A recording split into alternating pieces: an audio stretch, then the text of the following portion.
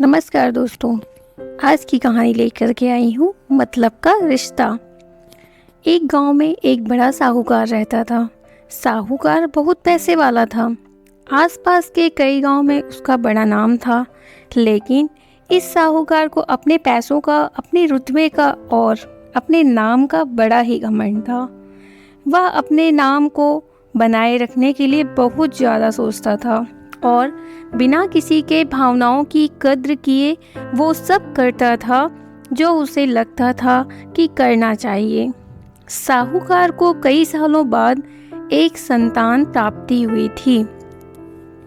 साहूकार ने अपने इस खुशी को मनाने के लिए अपने घर पर एक बहुत बड़ा कार्यक्रम रखा, जिसमें उसने आसपास के गांव के सभी श्रीमंत लोगों को और सिर्फ ऐसे रिश्तेदारों को जो पैसे वाले थे बुलाया था। पास के ही गांव में साहूकार की खुद की सगी बहन भी रहती थी, क्योंकि इन दिनों उसकी आर्थिक परिस्थिति कुछ अच्छी नहीं थी। इसलिए उसने अपनी बहन को इस कार्यक्रम के लिए नहीं बुलाया। साहूकार ने जिस कार्यक्रम का आयोजन किया था वह इतना भव्य था और इसके अलावा उसमें इतने प्रसिद्ध और श्रीमंत लोग आने वाले थे कि इस कार्यक्रम की चर्चाएं हर गांव में होने लगी। यह खबर उस साहूकार की बहन तक भी पहुंच गई। बहन को यह जानकर बहुत ज़्यादा खुशी हुई कि इतने सालों बाद उसके भाई को आखिरकार संतान सुख प्राप्त हो ही गया।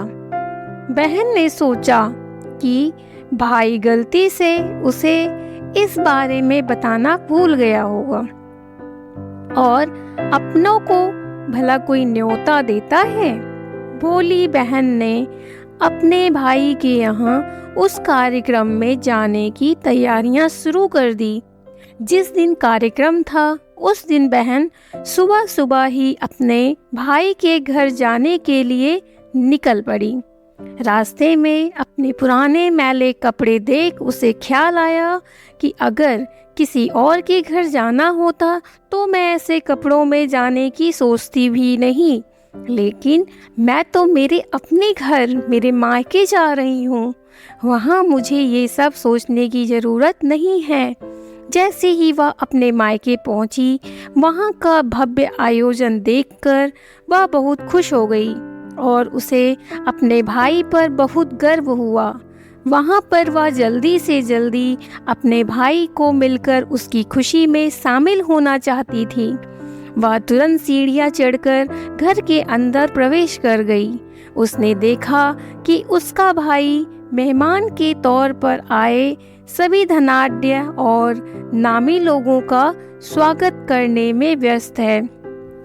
बहन जैसे ही अपने भाई की तरफ उससे मिलने के लिए बढ़ी, उसके भाई की नज़रें उस पर पड़ गई और अपनी बहन को ऐसे मैले पुराने कपड़ों में देखकर भाई ने उससे मिलना तो दूर बल्कि तुरंत बहाना बनाकर वहाँ से निकल गया। बहन ने सोचा, इतने लोगों में बेचारा मेरा अकेला भाई क्या क्या करे, जरूर उसे कुछ काम याद आया होगा, इसलिए वहाँ से चला गया होगा। बहन बाद में अपनी भाभी से मिलने गई। भाभी ने भी उसका स्वागत किया और उसे खाना खाने के लिए आग्रह किया। बहन ने सोचा, ठीक है, पहले खाना खा लेती हूँ, फिर बाद में आराम से भाई से मिल लूँगी। बहन खाना खाने के लिए पंगत में बैठी। साहूकार भाई ने देखा कि अपने सभी धनवान मेहमानों के बीच उसकी गरीब बहन बैठी हुई, सभी कीमती पोशाक पहने लोगों के बीच उसकी बहन जो पुराने मैले कपड़े पहनकर बैठी थी, यह साहूकार से देखा नहीं गया। उसने अपनी बहन को अपने पास बुलवाया, भला बुरा सुनाया और वहाँ से जाने के लिए बोला। बहन ने अपने सपने में भी नहीं सोचा था कि उसके साथ कभी ऐसा व्यवहार भी हो सकता है, और वह भी उसके खुद के मायके में। अपना अपमान होने के बाद बहन तुरंत अपने घर ससुराल जाने के लिए चल पड़ी। बहन इस बात को पचा ही नहीं पा रही थी कि उसके अपने भाई ने उसके साथ इतना बुरा व्यवहार किया। उसकी आंखों से आंसू नहीं थम रहे थे। रास्ते में उसे अपनी पुरानी दोस्त मिली। उस दोस्त ने उसे रोने का कारण पूछा। हालांकि बहन उसे कुछ भी बताना नहीं चाहती थी, लेकिन दोस्त के बार बार पूछने पर उसने उसके साथ हुई सारी घटना उसे बता दी। उसकी दोस्त एक समझदार महिला थी और काफ़ी प्रैक्टिकल सोचने वाली थी। उसने कहा, अगर तुम मेरी बात मानो तो एक दिन तुम्हारा भाई खुद तुम्हें अपने यहाँ बुलाएगा और तुमसे माफ़ी भी मांगेगा। बहन ने उसे कहा कि मैं तुम्हारी हर बात मानूंगी, बताओ मुझे क्या करना होगा। दोस्त ने कहा कि तुम इस अपमान को, इस दुख को एक दिशा दे दो और कोई गृह उद्योग शुरू कर दो। उसमें इतनी मेहनत करो कि उस काम में तुमसे अच्छा कोई भी ना हो। भाई को भी जब यह पता चला कि उसकी बहन इतनी श्रीमंत हो गई है, उसने सोचा कि एक बार उसे मिलकर आया जाए। वह जब अपने बहन को उसके घर मिलने पहुंचा तो बहन ने उसका किसी राजा महाराजा की तरह स्वागत किया, उसकी पसंद का खाना खिलाया। बहन का ऐसा व्यवहार देखकर भाई को अपनी पिछली गलती का एहसास हुआ, इसलिए उसने अपनी बहन को अपने घर में होने वाली पूजा के लिए आमंत्रित किया। कुछ ही दिनों बाद बहन अपने भाई के यहाँ उस पूजा के लिए पहुंची। जैसे ही बहन अपने भाई के घर पहुंची, उसका भाई उसके स्वागत के लिए दरवाजे में ही खड़ा था। बहन अपनी महंगी गाड़ी में आई थी। उसने बहुत कीमती साड़ी और उससे भी ज़्यादा कीमती गहने दागिने पहन रखे थे।